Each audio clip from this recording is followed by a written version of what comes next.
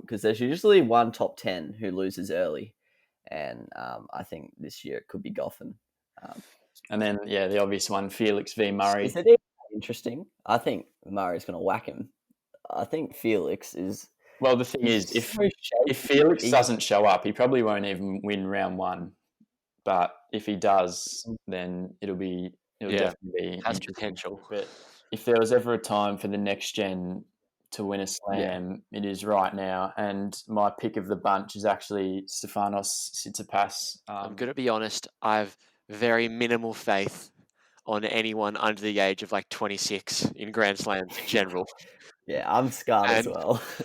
For every single time I get my hopes up and get disappointed, and this time is an opportunity to get my hopes even further up, and I can't do it to myself. No one who's won it's going to be a new Grand Slam winner. Well, I'd like to I think Serena will retire after this. Queensland! It's a miracle! Oh, yeah! What about that one? Unbelievable! Balotelli! Aguero! Crowd cheers. Here's Siddle. Oh, the ball is close! He's given him! He's given him! Peter Siddle's got a hat-trick on his birthday! Welcome back to the On The Ball podcast. This is episode 56 of the show. Today we're joined by Brownie and Pilch. Welcome, boys. Thanks for having me again. Good to be back. Mate. Same. Good to be back.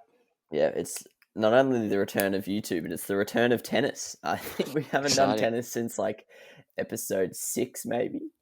We did 2 tennis episodes very early on, and then since then, obviously, with COVID, there hasn't been any tennis.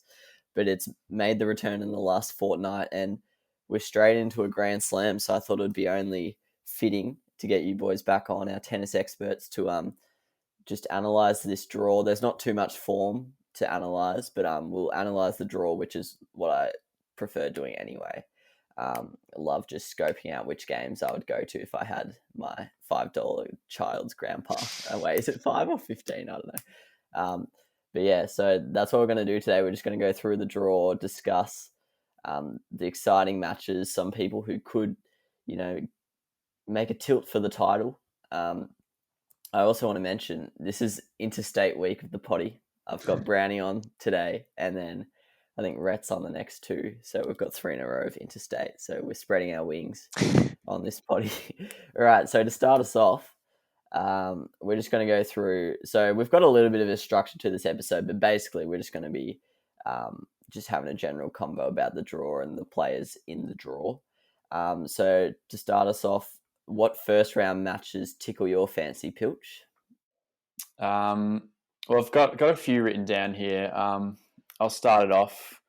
Sayboth Wild versus Daniel Evans. We saw a bit of Sayboth Wild. I think he's 18 years old and he's got a lot of potential. So I mean, hopefully he comes and plays well. He might not be up to it, but if he does, then that'll be a good match because Evans is obviously a good player, and then it'll be interesting to see if our man Sayboth can put on a clinic or not. Yeah, I'm excited for that one. That's one of the ones I've got circled down here. I think it'll be interesting to see whether he's just a clay court specialist or he's got everything. Yeah, that's true. Yeah, I think it'll be interesting to see how he goes. Because Dan Evans, although he's a pretty good player, he's seeded 23. He's not invincible. So Sayboth Wild could catch him if he's on his game. That bottom half of the draw. No, you go. That bottom quarter of the draw, there's a lot of spicy games in there. I don't want to get into some of the ones that could be in round 2 and round 3 just yet, but there's some spicy ones in there. Brownie, what's another one you're keen for? The first one that I noticed when quickly scanning, and I think the clear, exciting, obvious one is Kevin Anderson against Alexander Zverev. Because Anderson's just coming back from injury. I think he hasn't really played much in the last couple of years, really. But he's played. Who did he beat? He played some good matches. I looked at this before. He Cincinnati. beat decent. Who did he beat? Yeah, I don't remember. I know that he was in form. It's all good for the one tournament that's been on, but he's obviously been a Grand Slam finalist. So yeah, that'll be a big one to watch out for. He beat Edmund, and then to be fair, he did get smacked by Tsitsipas, but well, second who match knows? back from 6 months off or Yeah. something. So that one just was stuck out to me straight away, and one that also interested me just because of some history is Grigor Dimitrov and Tommy Paul. Oh yeah, I got that one down. Tommy Paul beat Grigor Dimitrov in the 5th set tiebreak in the second round of the Australian Open, which is one of the last tournaments that were played, to be honest. So that'll be interesting to see what'll happen there. And then, funnily enough, the winner will probably play Djokovic, which is what happened in the Australian Open as well. Yeah, I saw that, and I was like, what are the chances? Yeah. But yeah, I think Tommy Paul lost to someone pretty average during the week, but we'll see how he goes. Dimitrov's a clear favourite, but just because of what happened at the Australian Open, it's interesting to see. I don't think Dimitrov can be a confident favourite in many matches at this point of his career. He's a bit all over the joint. On the men's side of things, the one that stood out to me, maybe not as one to watch, but just for the result, it would be Opelka versus Goffin. Yeah, I had that as well. Goffin's coming in as the 7th seed, but I genuinely think Opelka should probably be the odds-on favourite going on into this. Fair. I did a little bit of research on this matchup. I only did it for this one, and then I realised I can't do 30 matches research, so I'll just make most of what I've done here. So they've only played each other twice in their careers. Opelka's young; he's only 22, so they haven't had too much intersection yet. But it's 1-1 so far. Opelka won a 3-setter 6-7, 7-6, 7-5 last year, and then in the earliest meeting in Oz Open 2017, Goffin won in 5 sets 6-4, 4-6, 6-2, 4-6, 6-4. So they're very not evenly matched in terms of like play style, but in terms of their skill level. They're very similar level at the moment, even though Goffin is ranked 7 or seed 7. But yeah, more interesting in this one, just the contrasting styles. Opelka, obviously, to tennis fans listening, he's like, I don't know, almost 7 foot or something. No, he's probably not 7 foot. That's probably a bit of mayo on Close. that. But yeah, he's not the Big Show or anything. But yeah, he is massive. He hits bombs down the tee. Whereas Goffin, he's your standard European grind. Well, not grinder, but he's very small, very classy, very elegant. So it'll be interesting to see how that matches up. And especially, I think this suits Opelka only recently coming back from lockdown because, Goffin might be a bit off form where you could have been serving all the way through lockdown. So Opelka will have a lot of free points where Goffin's points that he would be winning normally might be a lot harder for him to fight for. So yeah, and Opelka, he played pretty well this week. He made the quarters of Cincinnati, and then he retired against Tsitsipas, but it was on serve in the first 6-5. So this week he beat Berrettini, he beat Schwartzman, and obviously he beat Cameron Norrie, but that's not really one to brag about. And then Goffin, he lost to Struff in 3 sets, but he beat Borna Koric. So he's not in the worst form of his life either. So yeah, that'll be pretty interesting, and that would not shock me at all if Opelka gets up there, and then all of a sudden that really opens up that section of the draw. Because there's usually one top 10 who loses early, and I think this year it could be Goffin. But yeah, Pilch, any other first rounders that stood out for you? Yeah, I'll throw out Murray v Nishioka. I know neither are seeded, but anything involving Andy Murray, personally, I'll be very excited for. But I think most of the tennis fan base will be as well. And Nishioka's no pushover. Like he can do business from the baseline. So I think that'll be a good game as well. And good to see where Murray's at. Yeah, once again, another match in that bottom section of the draw. It's so exciting, that one. We'll get to some of the future potential matchups in the 2nd, 3rd, and 4th rounds later on. But Brownie, any others that you want to point out? One that stood out to me was Bautista Agut against Tennis Sandgren. Sandgren was really good form at the Australian Open, made the quarters, and also beat, I'm just looking here, he beat Ojo Aliassime in Cincinnati this week and made the 3rd round and lost to Novak, which is like not fair enough. So, and Bautista Agut's also in good form. I mean, he's in the semi-finals there in Cincinnati, so he's obviously the favourite going in and in good form. But Tennis Sandgren, like, 2020 has been a good year for him so far, and he's can pull out some surprises. He's always someone in a Grand Slam to watch out for. Can provide some upsets. It could be a straight sets, clearing easy encounter depending on how Sandgren plays. But Sandgren brings it. Who knows what could happen? Yeah, that's another one I highlighted as Good well. call. Sandgren seems to have the magic stuff for the Grand Slams, as you said. What do you think they're going to do with Cincinnati? Because they didn't play today. Well, yesterday for United States. Well, this is Saturday's episode, so this is all confusing. But they didn't play one of the days. Yeah. Do you think they're just going to try and push through it tonight and tomorrow, or do you reckon there's a genuine chance that they just call off the semis and final, and then they just skip straight to the US Open? Because you wouldn't think they would want people playing like the day before the US Open. Yeah, it's a good question. I'm not especially when it's no like idea. Novak. Yeah, it's not like there's myths running around like this. The positive, the benefits that they have is that they're there.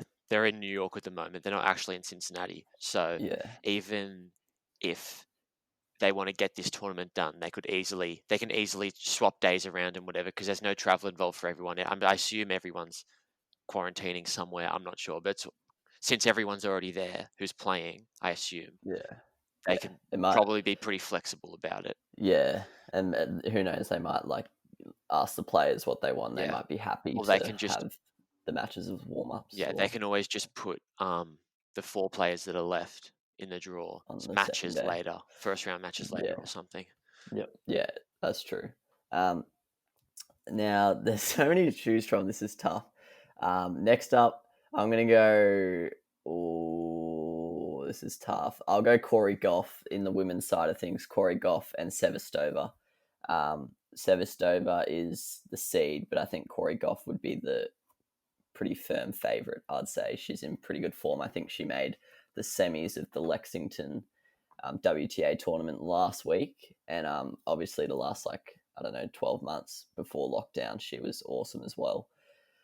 So her ranking's probably doesn't show how good she is. She's probably like the level of a top 20 player at this point in her career already. Yeah. So that'll be a pretty interesting one. And I will maybe dive into this a little bit more, but then the winner of that match plays the winner of Marta Kustyuk and Daria Kasatkina, who, well, they were both wonder kids in their own right and have kind of fallen away a little bit in the last 12 months, but they are still both very young. So Kostyuk is still 16. Legit. But so that's another interesting one. Pilch, are you all out, or have you got some others you want to mention?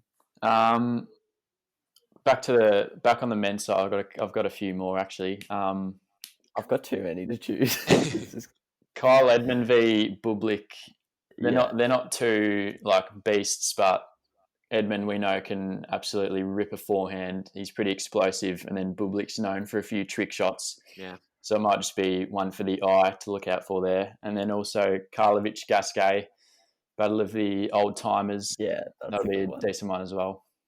Yeah, there's so many matches that we probably won't even see here because they won't be chosen for TV. But I would go and watch them if I had a ground pass or something. Yeah. And Edmund and Bublik is 100% one of those. That'll be very entertaining. Yeah. Bit of an awkward one to go into because you pretty much know that you're not making it past round 2, but because the winner plays Novak. Yeah. But I guess there's 70k on the line or something difference between round 1 and round 2 prize money and bit of some ranking points and some pride, and who knows if Novak gets an injury all of a sudden, could be on a bit of a run in the Grand Slam. But excited for that one. Brownie, a personal one that I would go watch if I was there. It's more personal choice is Mackenzie McDonald against Casper Ruud. I don't know, they're just two grinders. Ruud is a clay courter, and McDonald, he has the home court advantage being American. I don't actually know I think Ruud would be the favorite, but it's up in the air. It could go either way, and I just think that would be a good one to watch. Good grinding tennis, in my opinion. That'll be a good one. And then the winner plays Rusevori as well. So yes, that's a good young who's been playing well this week. Yeah. Yeah. In the women's side, the first thing that I noticed that I wanted to see was Kim Clijsters. Who's playing? She's been dogged with all her draws. She's copped a seed in every single tournament she's entered. I have no idea, but she's just an absolute wild card. You wouldn't have the first clue how like what ranking equivalent she is or how good she's playing or what anything. So it's just exciting to see how she performs. Yeah. I Who's mean, she playing? Alexandrova, the So seed 21. 21st. Um, Yeah, so it'll be tough for tough, her to win, but but as you like said, not impossible, but yeah, it's just it's impossible. It's impossible to call that, but it'll be yeah. exciting to see. Yeah, there's once again, I keep saying this, but there's so many to choose from. Another now because I'm looking at that section of the draw. I'll go Layla Fernandez versus Vera Zvonareva, two people at opposite ends of their career. Winner will probably play Sophia Kenin in the second round, but Fernandez, for those who don't know, I think she's 16 or might be 17. Canadian youngster. She kind of burst onto the scene this year. And I think she beat Belinda Bencic in the Fed Cup I in remember watching March. that match. And then she's beaten Sloane Stephens like in her last two tournaments both times. So she's got serious quality about her. And I think she qualified to a tournament last week and made it to the second round of quarterfinals as well. So she's got some pedigree. And then it's Vera Zvonareva. She used to be like a top 10 player. Number I two. think she oh, well, there we go. I don't think she's she's been on number good two. for about 10 years, but I think Who she's been knows why? grinding. Everyone But always she's in forget the that she's main still card. around. Yeah, she's in the main card, so might be able to spring something. I'll say a couple more. We'll let you have another crack at it, but another one I like, another seed that I reckon will actually come into this is the underdog. I don't know how to say it because there's a soccer player called Piatek and it's Piontek. So it could be Swiontek or it could be Swiatek, but she's a Polish youngster. Iga is her first name. She's 19, and I think if it wasn't for lockdown, she would have burst onto the scene this year and maybe been like a seed by the US Open time. So I think she's someone who, another person like Corey Goff, who their rating doesn't suggest their quality, and she's up against Kurmatova, C29 from Russia. And I think we'll talk about it once again. I keep saying this, but we'll talk about it later for one of the later categories. But I think Swiatek could win this one and then maybe trouble a few others as well. Pilch, we're just going round and round. It's tags. Oh, no, I'm all There's out. too many. I'm all out. All right, Brownie. Right. Any last ones you want to mention? I've got I a need to couple pick more. I'll a just couple mention them. finishes. I don't need to go Yeah. into detail, but I've got Yannick Sinner and Karen Kachanov. Yeah, that's actually. That I think that's number one for me. very all much jokes interested aside. me. Yeah. And Yeah, then that's so good. Francis Tiafoe and Andreas Seppi interested me as well. Neither of them are seeded, but just both kind of been mainstays of the tour for a while now. And then on the women's side, I've got Angelique Kerber and Aya Tomljanovic. Yeah, I like that one too. Tomljanovic was in good form at the start of the season, like solid enough, and Kerber's one who can go deep in slams, but also loses in the first round quite often. So could definitely be a potential upset there for the Australian for sure. Yeah, this is hard to just run through and pick them, but in the women's, Annette Kontaveit and Danielle Collins. I know Collins' claim to fame is really just one tournament the other year at the Oz Open, but she smacks the ball, and Kontaveit is a big hitter as well. And she's probably, if you had to award a player of the year at this point in the women's or most improved, she would probably be up for both those awards. Every tournament she's played in, she's had a pretty good crack at it. I think she might have even made the quarters of the Oz Open. I don't know how deep she actually got. So that'll be a hard-hitting one to watch. Madison Keys, Timea Babos, same thing, very hard-hitting. Donna Vekic versus Kristina Pliskova. Vekic will be the favourite going into that, but Pliskova, similar to her sister, their play style troubles a lot of the women, just with the power game and all that.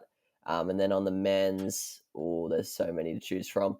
Actually, next to your game of Tiafoe and Seppi, Millman and Basilashvili. Basilashvili is the seed 22, but Millman, that's definitely a game he could win. We've mentioned all those. And then up the top, Lajovic Gerasimov, that's no one would talk about that game.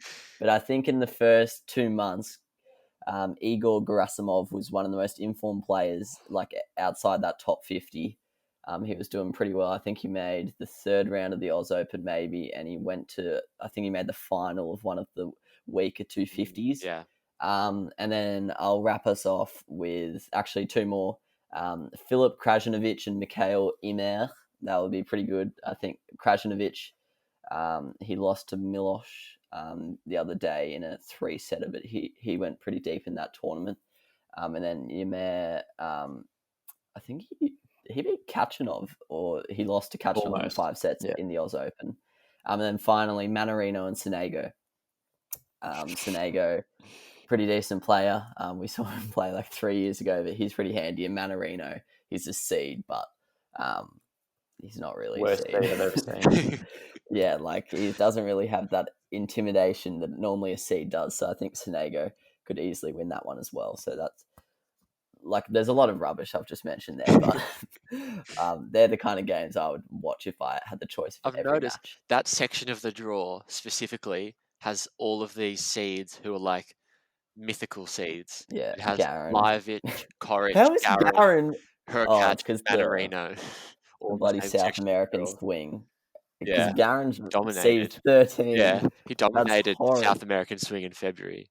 Oh, that's rancid. All right, now moving into round 2. We're not going to go through round after round, but we're going to now talk about some potential matchups. Well, most likely round 2. It's not too far in advance.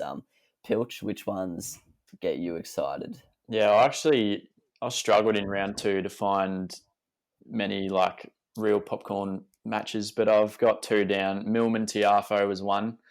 I know Millman has... That's a ballsy. You should just come out and say Millman. I know Millman has versatility, but either way, whoever wins it, Tiafoe, good matchup. But even Seppi, like those 4 will all make a good match. Yeah, I like that. Personally, I would bet on it being Millman Tiafoe though, and then Felix v Murray. Who would you bet on out of Millman and Tiafoe? That's a tough one. I don't know. It depends what they show. It depends which Tiafoe turns up, really. Yeah, or which Millman, but yeah. And then the obvious one, Felix v Murray, once again explains itself. Yeah. Mazza to be honest, Felix... Is it interesting? I think Murray's going to whack him. I think Felix is... Well, the thing is, if Felix doesn't show up, he probably won't even win round 1. But if he does, then it'll definitely be has potential. Yeah, Felix is he's at that age where he can't put 3 good matches together. So I'm seriously skeptical. Do you reckon he's going to be... Murray is he's only like recently come back, so he's probably in a similar boat in terms of consistency. So I like that one though. And we haven't seen Murray in best of 5. Yeah, true. So we'll have to see how his hip holds up in that. I reckon it'll might be better for him. Yeah, I hope against Felix as well, who is younger over the 5 sets. Murray can stay in it for a long time. Felix is just so frustrating at the moment. Like, it's just that next gen when they're like 18 to 22. It's like, I've got to just accept that they're going to be inconsistent, but it's so frustrating. Well, they get stuck. They get up there in the top 20 super quickly, and then all of a sudden, there's no way that they can possibly get any higher, and they just get trapped and can only go down for the next 2 or 3 years. I feel like he's in the top 20. There's no way that he's going to get any higher than 15 in the world in the next few years, unfortunately. It's too stacked. But Yep. Brownie, my one that I wanted to see the most, Murray and Auger Aliassime. One that interested me was Alex de Minaur against the winner of Gasquet and Karlovic. I think he might have trouble there. Yeah, I agree. I mean, he's the seed, so he's the one expected to get through. But either way, whoever wins that match out of Gasquet and Karlovic, that'll be tough. I hope it'll be the most Karlovic thing to make round 3. That'll be the most Karlovic thing of all time. I think he'll have. Yeah, it'll be trouble either way. I think he has a better chance of beating Gasquet, to be honest, than beating Karlovic. Yeah, Karlovic is like 60, but every year he just randomly wins a 250. Him and Roger have that record, and they just alternate. It's like oldest person to win a tournament tour. And like each year it just swaps hands. It's weird. I think Roger has the other one the last 2 years. The other one I had was Sam Querrey against Karen Khachanov. I probably won't be watching it because neither of the 2 players really interest me at all. in terms of actually watching them. They're just both big serve, big forehand kind of vibes. But the fact that they're both very similar players, and like I think they're a very similar, even though Kachanow's ranked a lot higher, I think they're a very similar ability, especially when it comes to the big matches in the Grand Slams. I think it's a very even matchup, and could definitely be like a 7-6, 6-7, 7-6, 6-7, 7-6 kind of vibe. Yeah, Query's like Verdasco. Like he's always, well, usually he's outside the seeds, but he's always so dangerous. Like you'd much rather play Manarino. Yeah. And people like that over him. First up, I'll go, this is a bit of a random one, but in the top part of the women's draw, Jennifer Brady versus Cece Bellis. Cece Bellis is coming back from injury or whatever she's been out for. I think her ranking is like really low, but she's a top quality prospect and has been for a while. They've thought she was going to be a star since she was like 15. And then Jennifer Brady is seeded at 28, but she's coming off a win. She won Lexington last week and she won every match in straight sets. So I think Jennifer Brady's a bit of a spicy one in this tournament. Unfortunately, I might talk about this in the next category, but she is in Pliskova's is that section or what? I don't know what's smaller than a section, but she's in Pliskova's section of the draw, so that'll be an interesting one in itself. But yeah, Cece Bellis and Brady. And then similarly in that top half, this is a bit of a myth one, but Vondrasova and Sasnovich. Sasnovich has completely fallen off. And so is Vondrasova, to be honest. Yeah, but she's somehow ranked 12, seeded 12 still. 12? Mainly because it's like, yeah, she's seeded 12, but I guess that's because there's like 10 people out. And then Sasnovich, she was a top 30 player only in the last like 2 years, but I think now she's like outside the top 100, but that could be all right, I guess. I don't know. And then finally, before we swing back to Pilch, as you mentioned, I mentioned this before, but Corey Goff and Sevastova, the winner of that, so probably Goff, and then the winner of Kostyuk and Kasatkina. So it could be like an average age of like 17 in that match if it's Kostyuk and Goff. But yeah, Pilch. No, mate, I only had those two written down for the men's, and I thought I'd let you two tackle the women's. Haven't looked at that draw yet. They're the two experts. I've got a couple on the women's side for this one. I think that for me, the definite number one match of the second round of the women's draw is Sabalenka and Azarenka. Yeah, I think that's the match of the tournament. Yeah, the Belarusian face-off. So good. I don't know how Sabalenka's form's looking, but Sabalenka's the number 5 seed or something, even though she's not even in the top 10. She lost last week in the second round. Oh, I can't remember who she lost to. She lost to someone in 3 sets. But yeah, who knows? Azarenka is still in it in Cincinnati, so obviously has come out of lockdown in good form. Was probably good for her because her form hasn't been that great over the last couple of years. Hasn't really broken into the top like 30 in ages. So that match is definitely for me the one to watch in the women's draw in the second round. It'll be very interesting. I think Azarenka's going in as a favorite, to be honest. But it'll be interesting to see. And another one that interested me was Karolina Pliskova and Caroline Garcia. If Garcia gets through her first round, Garcia I missed that one. Has been in bad form for a long time. She was a top 5 player. How are her and Konta in the top 10 for so Pliskova has Kalinina from Ukraine, who I've never heard of before in the first round, and Garcia has Paolini from Italy in the first round, who I've never heard of before. So seen the names, don't know who they are.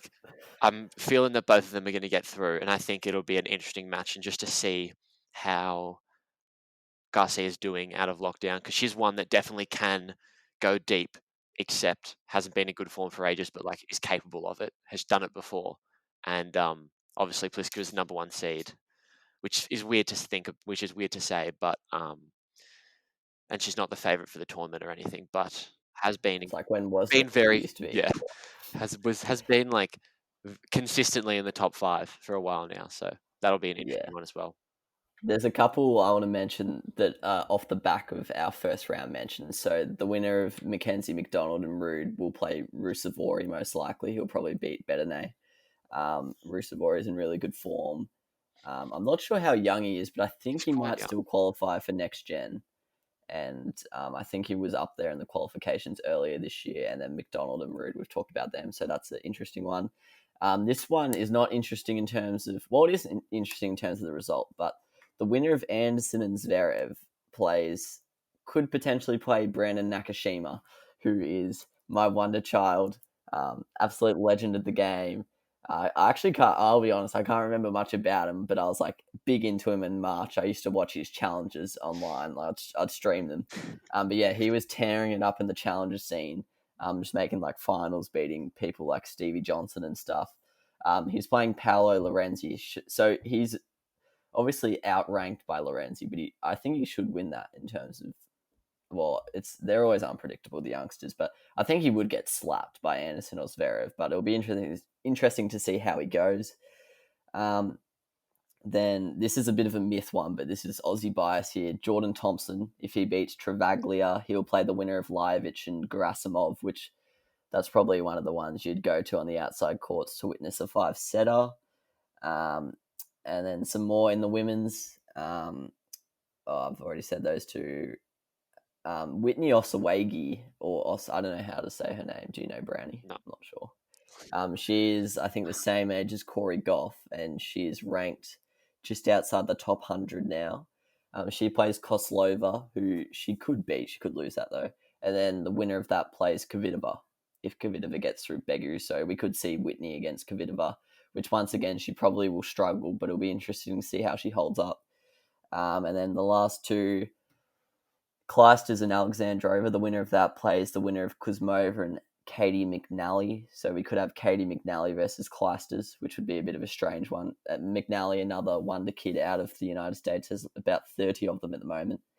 And then, I don't need to mention this, but like Zvonareva and Fernandez, the winner of that plays Kenin. So that'll probably be Fernandez versus Kenin, which would be pretty exciting, although Kenin is number 2 ranked. That could be that's like a potential upset there, to be honest. Fernandez Kenin's not a number 2. Like, she's obviously won the Australian Open, but like I don't really see her as like a number 2 seed, like who's like guaranteed to win her first few matches by any means. Yeah. I don't know if there's any seeds in the women's who are too guaranteed at the moment. It's so unpredictable, but yeah, Kenin 100%. All right, round 3. This is the last of the rounds before we get into some more meaningful predictions.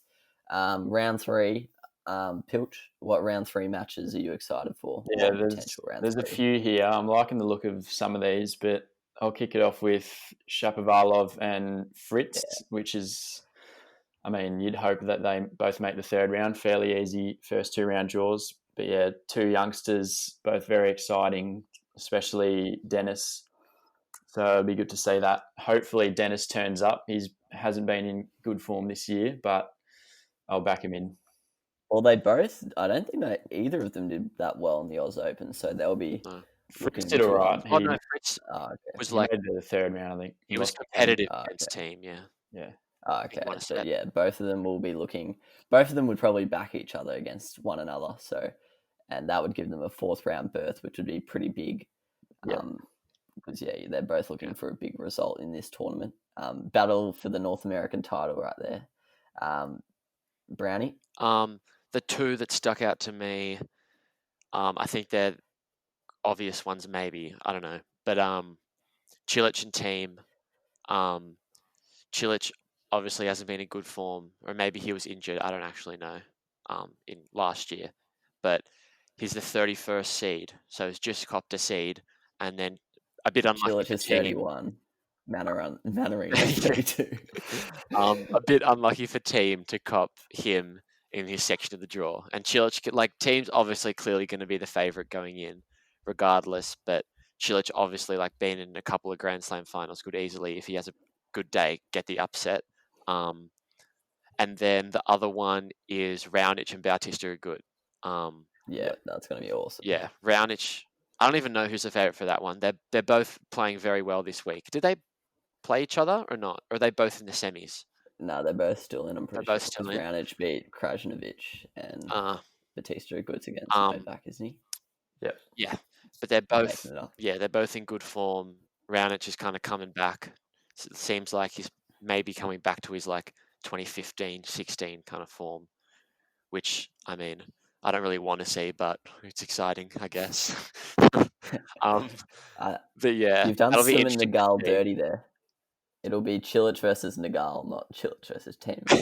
Nagal's in hot form. He took Stan to 3 sets in the challenge. Should I go into the women's, or do you have more any men's ones you want to mention, Hamish? I'll say, just quietly, I don't want to jump on the hating Novak bandwagon because I already think he's gonna get a lot of criticism for how easy his draw and stuff is this tournament. But the top quarter of the draw, there's only, as Pilch said, Shapovalov and Fritz is the only match that interests me, and then a Pelka Goffin in the first round. But that is such a mythical quarter of the draw. But anyway, another one, Benoit Paire and Andrei Rublev. Yeah. I think Rublev would go in as the heavy favorite, but to people who know tennis, Benoit Paire is probably the most unpredictable quantity next to Bernard Tomic back in his day.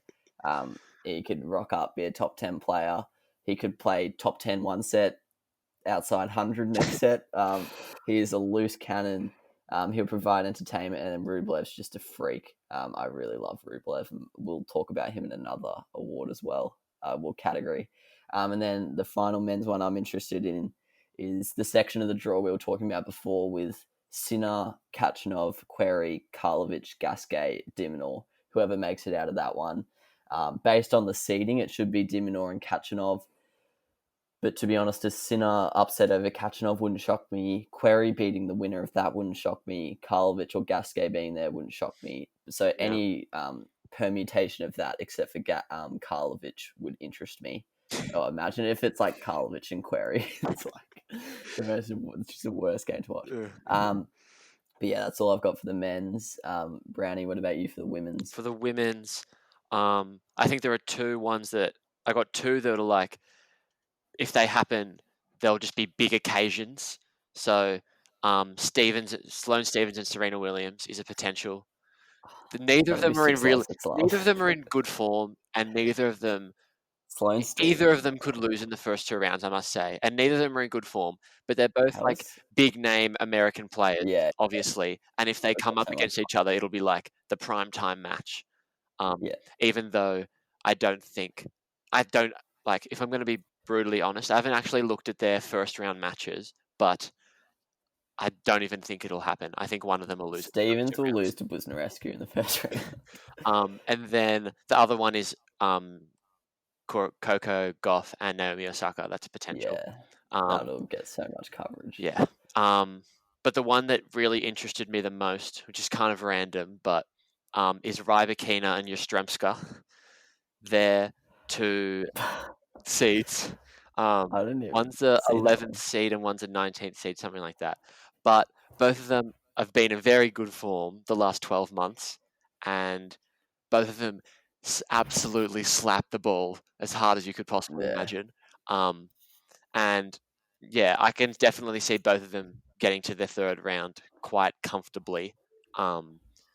And that'll just be an absolute slap off, and it'll be interesting to see who gets out, because they're both kind of under the radar informed players. Like, they're both in the top Rybakina's top 20, Yastremska's like top 25. They're both in form. Like, they're kind of myths, but I think it'll be an interesting one. Yeah. For the women's, I've got a few. Brady versus Pliskova. I think Brady could easily win that with the form she's in. And then all of a sudden, if she wins that top quarter of the draw, the best seed remaining would be Petra Martic. She's in the 8th seed. Yeah, so there could be an absolutely mythical semi-finalist. There is Kerber in there, but there could be a mythical semi-finalist. There could be Brady 4 upset semi-finalists. Yeah, well, that's very true. Obviously, the two you mentioned, Vekic and Muguruza. Campbell liked that one because he's a big fan of Muguruza. Sakkari versus Anisimova. I had that one down as well. Sakkari beat Serena this week. Anisimova, I don't know. She's seeded 22, but I don't know how well she's been performing recently, but we'll back her in. And then the second round match you mentioned, Brownie, Sabalenka versus Azarenka. The winner of that could play my girl Swiatek or Kudermetova. So either one of those will be all right. And then down at the bottom, Mertens could play Kim Clijsters if things go correct. So the Belgian powerhouse as well. I feel like that's a bit stiff to Justine Ennen, but Mertens currently the best Belgian player, and Clijsters arguably the best ever. And then down the bottom could get Ons Jabeur versus Sophia Kenin. Did they play in the Oz Open? I don't Well, remember. they might have been, Maybe. but they both went deep. Yeah. Kenin obviously won. I think Jabeur made the semis or quarters. I don't know. She was like the first African to do it or something. But yeah, that's it for the third round. All right. What was the next category we were going to talk about? Was it unseeded players who might make a run or something like that? Yeah. I've got a few of those down. All right.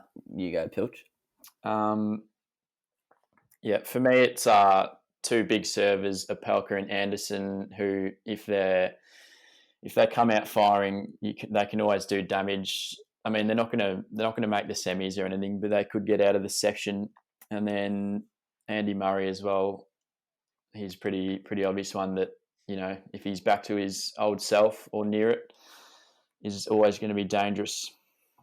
Yeah, I really like the Opelka call. I think he is a serious sniff at making the quarters against Novak, to be honest. I'd back him over Goffin, and then I'd back him over Cecchinato or Harris easily. Then I'd back him over Krajinovic, and then I'd even back him over Fritz or Shapovalov, to be honest. And then obviously he might struggle against Novak, but I think this could be Opelka's breakout. But yeah, obviously he's unseeded, so it'd be a bit of a shock, but I like that call. Yep, Anderson, agree. And then obviously Andy Murray, he could do anything. He could make the semis, he could lose first round, but he's definitely someone to keep an eye on. Brownie? I had the same. Opelka, definitely the man. The unseeded, like in form. Well, obviously, other than Anderson and Murray, who are like established, they're unseeded, but they're established players. But I'm surprised Opelka isn't ranked high enough to be seeded at this point, to be honest. He probably will be after this week, but yeah, I don't know if anyone else. Actually, do we know if Opelka's playing? Because he pulled out with a knee injury. Yeah, I looked it up this morning. I couldn't find anything saying he'd pulled out or anything. But yeah, he did withdraw in the quarterfinals against Tsitsipas, so that's maybe something we should keep an eye on. It's pretty funny how we're just taking it for granted that Opelka's going to beat David Goffin and he's like seed 7. But yeah, mate, I'd honestly put my money on that occurring. Yeah. I want to mention Emil Rusevori, who we've mentioned heaps. I think he's in a really soft section of that draw. It would not shock me if it's a Rusevori-Rublev 4th round matchup.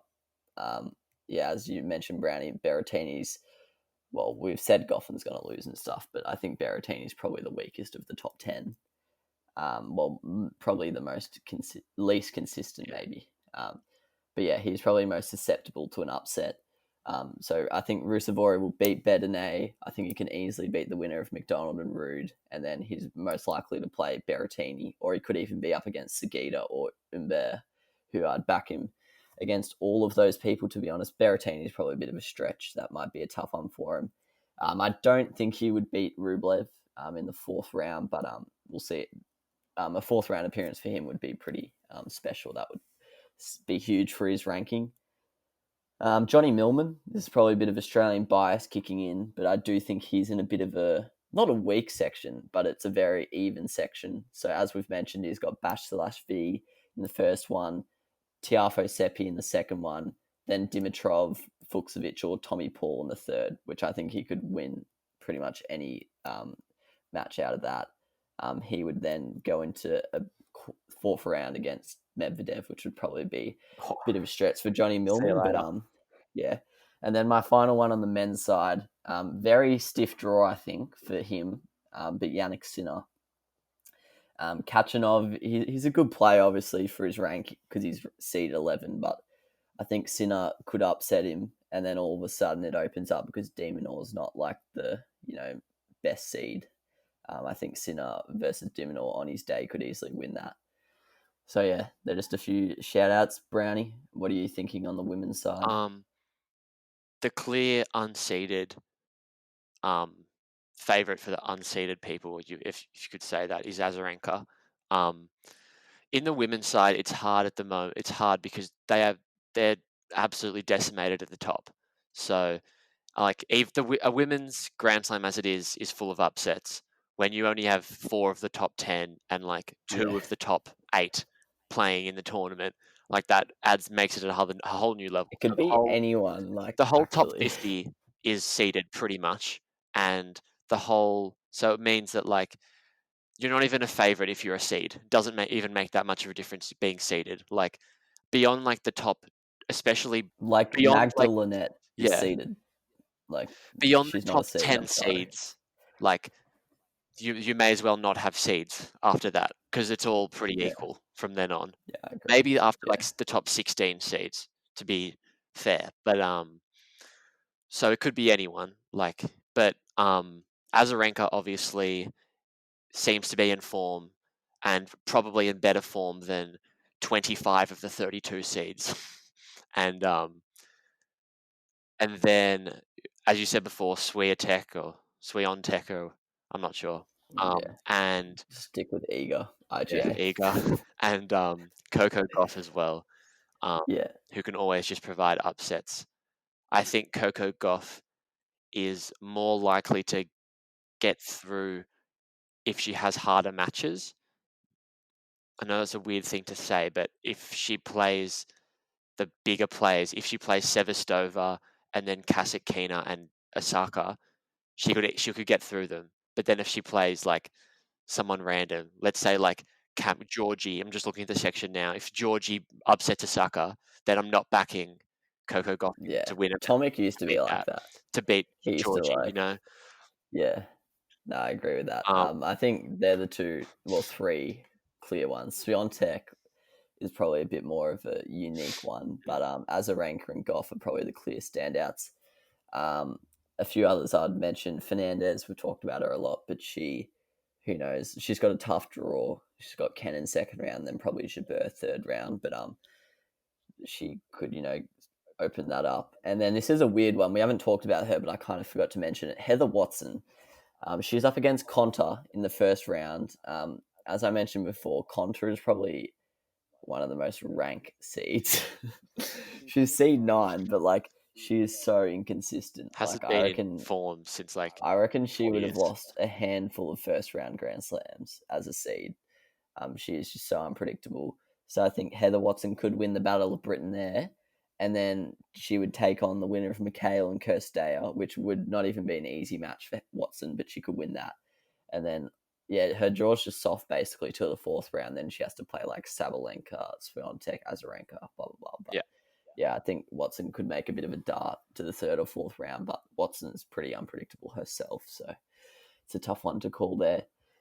All right, now we're talking about seeds. We're not talking about the big boys just yet. So maybe not, well, even I guess on the women's side, anyone could be unpredictable. But who are the seeds who people might not be expecting to make a run that you think are a sniff at going deep in the tournament, Pilch? Well, there's an obvious one, Raonic. I think he's seed 25, I believe. He could go very deep. But my smoky is actually Taylor Fritz. I think he's got a very winnable draw, and if he plays well, also at home crowd. Well, not home crowd. Well, there's no crowd. Home court, yeah. Yeah, I think if he turns up, he can go quite deep, I reckon. I'd back him over Dennis, to be honest. Yeah, he's in Novak's quarter, but obviously a quarterfinal run for seed 19 would be a shock. Brownie? Someone that I'm just looking at now who... The men's is hard because... it is hard. But there's no form, but it's still not that unpredictable. Dan Evans, he is in Andy Murray's part of the draw, but it's a big call. His his form has been very good, I feel like he's always in and around and competitive again. And I feel like he's one that's generally reliable to get over the people and beat the people he should beat at the same time.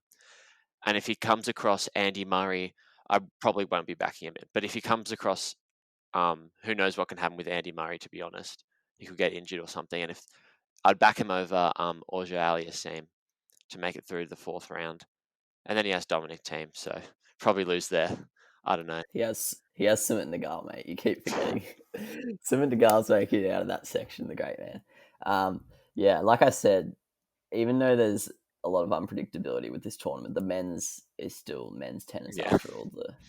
There's not going to be many upsets. People consider the men's draw decimated just because Rafa and Roger aren't there, but in reality, other than that, pretty much everyone else is there. They're not missing that many of the rest. All the depth is the same as usual. Yeah. It's just the Novak, just Rafa and Roger are mainly the main difference, really. Yeah. For me, this guy's pretty highly well seeded, but Rublev, I think, as I mentioned before, he's in that section of the draw with Berrettini. I think he could beat Paire pretty comfortably in that 3rd round. Then he could beat Berrettini, whoever makes it from that section in the 4th round. And then he would have a quarterfinal against Medvedev if everything goes to plan, which would be pretty hard. But yeah, I honestly think Rublev, I'm pretty confident he'll make the quarterfinals. Could maybe even go further than that, actually. I think the form he was in at the start of the year was probably unmatched, except for obviously by Novaks and stuff. But he was in insane form. And yeah, I think Rublev, he's not a smoky, obviously. He's seed 10, everyone knows he's good. But I think he's in a pretty soft part of the draw. And I think he is someone who will probably beat the players he should beat and then has the ability to upset the players who are a bit better ranked than him. So, yeah, I like him for a quarterfinal, if not deeper run. But, yeah, the men, we'll talk about our winning predictions later. But, yeah. I'll throw another one out there. All right. For me, Dominic Thiem is very hard to predict. It's I think he'll either go out, 1st round or go very deep, which he's tended to do recently in slams. So if he doesn't turn up, Marin Cilic's draw opens right up, and I think he'll go at least the quarters, if not potentially the semis. Yeah, I know this sounds weird, but I think whoever wins that match makes the semis, Cilic and Thiem. If Thiem shows up, he'll slap Cilic. But yeah. There's Raonic and Batista good in that top section of that quarter, but I'd back them in over pretty much everyone. Obviously, Andy Murray, as we keep saying, is an unknown quantity, but yeah, I'd back in Cilic or Thiem, the winner of that, to make the semi, if I had to hedge my bets somewhere. Then in the women's side, before we get to our winning predictions, as we said, this is so random. Yeah. So pretty much every seed and every unseeded player has a chance to go deep. But yeah. Just looking through the draw, it's open for everyone, really. But in the top half of the draw, I'm looking at one of Annette Kontaveit and Rybakina will be in the semi-finals, if not the final. I think Osaka's too inconsistent and hasn't been able to stretch enough matches together. And I think Kontaveit and Rybakina, one of them, they're just the typical, get through the first 4 rounds and no one really notices or really cares. And then all of a sudden there's a couple of upsets and it completely opens up. And both of them have the weapons to win big matches as well. They're not like grinders from the baseline. Generally in the women's game, the players that succeed in the Grand Slams are the ones with the weapons, not the ones who are consistent across the season. So one of them, they're both in the same quarter of the draw. And I think because Kvitova's in there as well, but Kvitova also just a bit all over the place. Obviously can bring it, but I'd back in Rybakina over Kvitova, in my opinion. But I think one of them can do big things, and if either of them make a quarter or a semi, they're as good as a chance to win it as anyone else. Obviously, other than like a Serena in the big or an Azarenka in the big matches, but really, yeah. Yeah. If I had to pick, we'll get in our winners in a second, but if you had to tell me to pick 3 people to win, I think Kontaveit would be in my 3. I think she's been in awesome form earlier this year, and then I don't know if she won a tournament, made the final of a tournament the other week. But I know she got votes in my tennis votes. I know she picked up a vote somewhere. So she's in awesome form. As you mentioned, Rybakina is a good chance. Another person in that section, she's pretty unpredictable, but Yastrzemska, she can be awesome on her day. Yes. So if it all comes together for her. The 3 of them are all very similar. Yeah. Kerber, we've mentioned she has a tough one first up against Tomljanovic, but then who knows? She's in Pliskova's part of the draw, but Brady could beat Pliskova or Kerber could beat Pliskova herself. So I think Kerber, once again, she's been pretty unpredictable recently, but if she brings her game, she could be another one who could win it or go deep. So difficult to say, to be honest, because things can open up in so many different ways. It's impossible to tell. I also think Elise Mertens is a huge chance to make the final or the semi.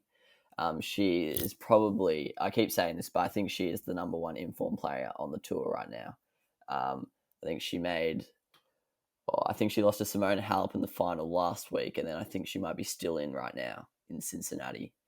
And she doesn't really have anyone till the 4th round, really. I think she would pretty comfortably beat Alexandrova. And then I think she'll play Jabeur in the 4th round over Kenin. I don't have much faith in Kenin, to be honest. No. And then I would back Mertens. Jabeur's another one who I think will go deep. But yeah, I think the winner of that could really make a fist of this Grand Slam. And I genuinely reckon Mertens is a serious sniff at making the semis or final from seed 16. And Jabeur in the same boat as well. But yeah, time for the winners. Pilch, who do you think is going to win? Or maybe if you want to be a bit rogue, because realistically, if we had to put our money somewhere, it'd probably be Novak. But maybe a bit of a rogue one. He's obviously a clear favourite, but if there was ever a time for the next gen to win a slam, it is right now. And my pick of the bunch is actually Stefanos Tsitsipas. He's shown very good signs in Cincinnati, beating three of the biggest servers on the tour, and I've been hearing good things in the media. I think he's been working hard in his return game over the break, so I think he'll come out, play some good tennis, and I think he's a real threat. And he's due to play Novak in the semis, so that could be a good match. Yeah, no, I really like Tsitsipas. Brownie. I'm gonna be honest. I've very minimal faith on anyone under the age of 26 in Grand Slams in general. Yeah, I'm scarred as well. For every single time I get my hopes up and get disappointed, and this time is an opportunity to get my hopes even further up, and I can't do it to myself. To be honest, someone like Raonic and Anderson and Murray have as good of it, and Cilic have as good of a shot as any of those guys, and no, that's true. And I don't have any big calls or anything anyone who I'm going to think is going to challenge Novak. I mean, they're all capable of challenging him, but none of them are capable of beating him. Yeah, I think what's the Djokovic paying Pilch to win? $1.80. Yeah, which is unheard of for a Grand Slam, but I think the bookmakers have got it right there. If I had to put my money somewhere, I know it's very true what you say, Brownie, but I don't mind Tsitsipas as well.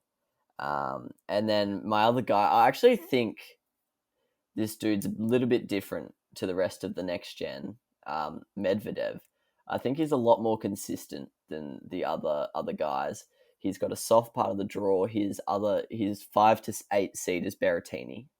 And then in his 8th of the draw, his top 16 seeds Dimitrov. So I think he's going to go pretty comfortably to the quarters where he'll meet Rublev in my eyes. And then I think he'll beat Rublev. And then he's in the semi. I back him in against Team. I like him against Cilic. I like him against Raonic. And I think he'll probably lose to Novak if they met in the final. But I think he's someone who's will have a good crack at it. But yeah, I agree with what you say. It's hard to go past Novak. Yeah. And then on the women's side, I asked Campbell, by the way, who he thinks will win, and he just said Novak and Serena.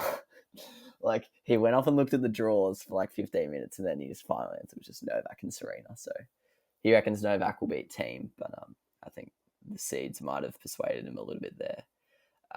Women's side, it's so Yeah. it's The extent of my call is that Serena won't I'm going win. rogue. I think Serena agree. won't win, and no one who's won it's going to be a new Grand Slam winner. I don't think anyone who's won a Grand Slam. Yeah, Elise Mertens is my pick. Yeah, I don't have any specific picks, but of the people in the draw who have won Grand Slams, like Kenin, Kerber, Muguruza, who else? Clijsters, Stevens, Williams. I can't. There's probably a couple more that I'm missing, but I don't think any of them are going to win, and I think it's going to be someone new. Yeah, I'm saying Mertens to beat Kontaveit in the final. That's my call. Pretty random. Really, it's probably paying like $4 million. But yeah, another call I'd like to make. I think Serena will retire after this Grand Slam. I think she'll lose. I think she's going to realize that this record's never going to happen for her, and I think she's going to call it quits. The only thing is that she might want to play a US Open in front of the fans. Yeah. Oh, I don't think she'll retire. I don't think she's going to go to Europe. Yeah. I don't think she's going to bother with the rest of this season. I think eventually she's going to have to realize, unfortunately, her time has passed to break that record, and I don't think she's got it in her anymore. 2018, it was going to happen. It had to happen then. I don't think she can string 7 matches together, and I think she should soon wake up to that. It's a bit harsh. Yeah. Like, I know it's hard to put your ego aside, but I genuinely think she should probably retire. But I understand if she wants to go again, maybe in front of the fans, or maybe the Olympics. Wants to go to the Olympics. Yeah. I know Venus was planning to retire at the Olympics. Yeah. And Venus is someone we didn't mention, but she's non-factor. Yeah, I was going to mention her first round match, but I don't care.